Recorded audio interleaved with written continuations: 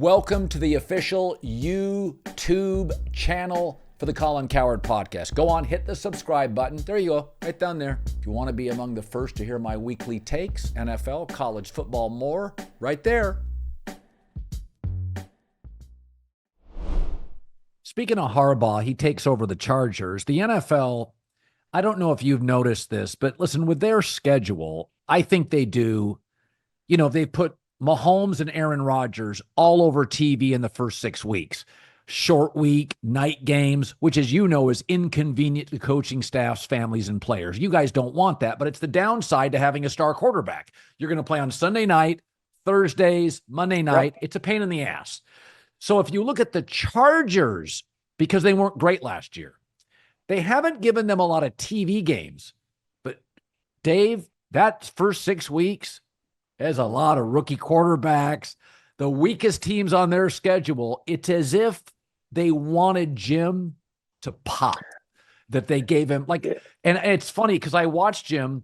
One of the things he's done in the last two jobs, San Francisco and Michigan, he didn't change the personnel much, but he changed the culture and the winning. Yep. What is his secret sauce? And Parcells had this, to do it instantly. A lot of guys, even Saban took like 2 years to get it right, 3 years. Shit, Harbaugh does it in 8 weeks. What's the sauce on that? How do you do that? He put together a staff, there at at the Chargers, LA Chargers, that similar to what he did when he first went to Michigan. A lot of guys that he didn't have to coach the coaches. I mean, he brought Jesse Minter with him, the defensive coordinator. And I'll be real curious to see how that works out there with the Chargers, because do they have talent with Bosa and Mack and Derwin James? I mean, they got star players on all levels. So they got a talented team. And he kind of had the same thing at Michigan. Yeah. He did have talent there, and he surrounds himself with coaches where he doesn't have to spend time.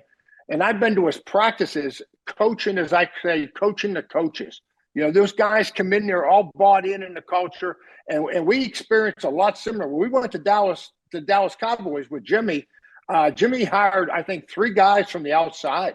It was our entire defensive staff we went. So we didn't have to waste time with saying, well, what are we going to do when a guy jumps offside? Are we going to run a lap? Are we going to do up downs? Are we going to yell? Are we going to repeat the play? No, we knew what we were going to do.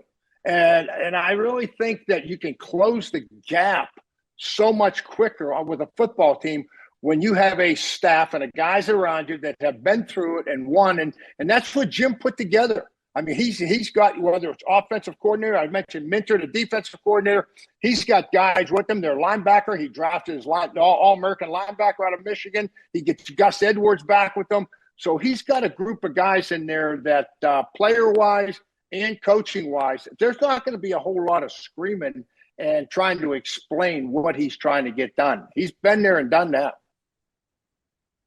Yeah, you have a good relationship with Jim Harbaugh. I know he respects that you are very much defense, physicality.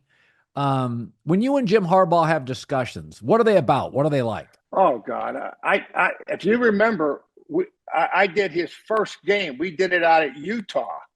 The first game he had at Michigan, and I went up there and interview, I think, for Fox, and I was the first guy that he would do a public interview with. And we just talked old stories, and we laughed about some of the crazy stuff that when he was at the Bears. And I always told him I thought he could play linebacker because he had that aggressive, 90-mile-an-hour attitude.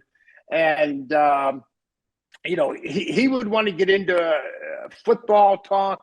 He talked about him getting his hair cut at the same barbershop that Bo Schembrecher did, him driving to work the same route that Bo used to drive. So he was into Michigan. And obviously, I think he slept in those khakis and the clothes that he wore. I mean, he truly was all in it. But I think when you talk to Jim, he's very sincere and he's very honest. And I think he's what he says is what he means, and he's gonna wear it on his sleeve. He's not gonna be one of those guys where you walk out of a meeting with him and you say, "Boy, I wonder if Jim really means what he said." Oh, when he feels something, he's gonna tell you. Um, so you coach the Miami Dolphins and you still do radio hits down there. You know the culture. So there's a difference between a holdout and a quarterback holdout. Jordan Love in Green Bay, very young quarterback with young receivers. Tua is not as young. He's been in the system now. He started. How disruptive is it in your career, a holdout to an elite player, especially an offensive player? Does it screw up the coaching meetings? Does it screw up momentum, the vibe? What do you make of Miami's situation? Because they like the quarterback, but they may be $10 million a year off. Right. And rightfully so. I mean, he's, I look at that situation and I say, number one, he has had injury problems in addition to the concussion thing. So that's a fact. Yes. You can't hide from that. But in Yeah. the same token, the guy wins for you, and he's a great team guy, and you can't hide from that either.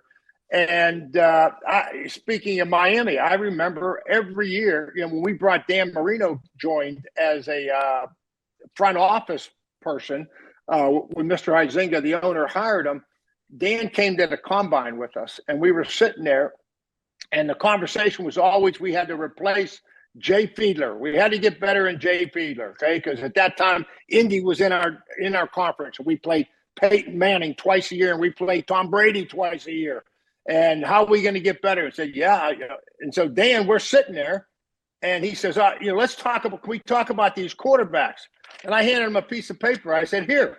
And this is kind of what I would tell him now. I hope he does the same damn thing he's working down there now as he did with me.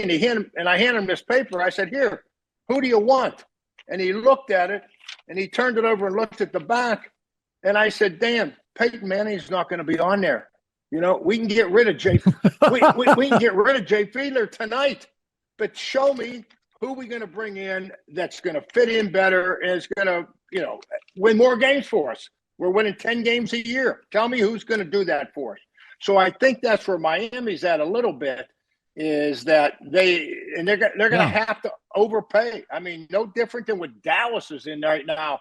I mean, these quarterbacks, they got these teams because otherwise you are starting over. And you start over in Miami, goodbye, Derek. You can just start checking the players. Tyreek Hill, start checking the players off that won't be playing at a high level by the time you get another quarterback ready to go. And the coaches will be fired, and who knows about the GM.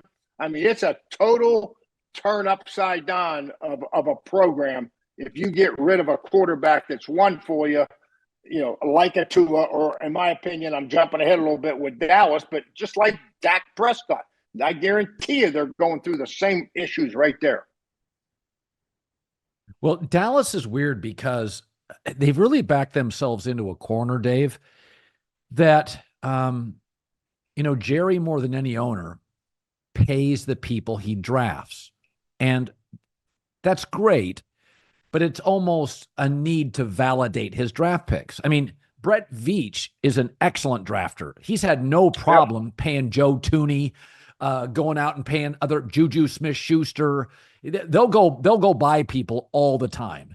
And my take on Dallas is they've backed themselves into a corner that basically outside of CD Lamb, Dave, he twists an ankle. That's the weakest receiving room in the league. And I'd argue it's the weakest running back room in the league. I agree. So they're really trapped on CD Lamb. And I'm going to throw this at you. Jerry's 81, and he's going to live another 10 years, I'm sure. And I said to myself, I have this feeling that Jerry has said this. I'm not signing up for 4 more years at Dak unless Dak can prove to me he can win without the best line in the league, without Zeke in his prime, and without all these receivers we furnish him with. And it's not as though he's sabotaging him. He's not sabotaging Dak. But what he's saying is, because they only drafted one receiver, and it was an area of need. They drafted one. And my take is Jerry's saying, for this year, I may take us out of Super Bowl contention, but I'm going to make Dak prove to me before I give him $60 million a year that he can lead us and not be led by others. Does that sound like something Jerry would do for a year? No. It doesn't. I'm going to have to disagree with you here. I think that I Okay. think Jerry's looking at this thing and telling himself that if he gets rid of Dak, and he really came out, and Mike McCarthy is a friend, he's a Pittsburgh guy, but it was almost a feeling that everybody that I'm talking to said, okay, Jerry's going to give him enough rope to hang himself, but we're really not going to do much to help your cause. Okay, we were a game away, or 2, or whatever you want to call it, the last couple years, but we haven't been able to get to the big dance. That's the goal. You're either going to do it or I'm going to get somebody else. So I think that is real obvious to everybody. But here's the problem. So you go ahead, get rid of the coach and don't sign Dak, and he leaves. Who are you going to bring in? You're going to take a chance on another head coach, and now you're starting to develop culture over again. And all of a sudden, you're Lawrence on defense is 10 years in the league. Zach Martin on offense, your other leader, is 2 years in the league. Those guys, their careers are over. So now all of a sudden, you got Zeke Elliott. God bless Zeke. I love Zeke, but that's your running game. I don't care. I mean, that's not going to give you a lot of exciting. You're going to have a problem closing out games this year. You get that lead, yes, and you throw the ball to score points, run the ball to win games. Now we have a 5-point lead, and we need 2 first downs, and they can't get it. I see that coming on the horizon, and it's not going to have a damn thing to do with Dak. I think you got to sign Dak, and if you make a change, if the coaching thing doesn't work out, and you got to add some players, at least you got a quarterback, Jerry, that in your mind you believe in.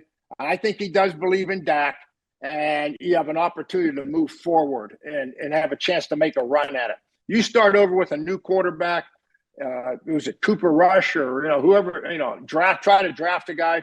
I think you are setting yourself back. And the cap hit. If they don't sign Dak, someone told me they're going to be like $60 to $80 million of dead money next year. So you're not going to have a lot of free agent money a year from now. And you didn't have any this year. Didn't have any this year. Okay.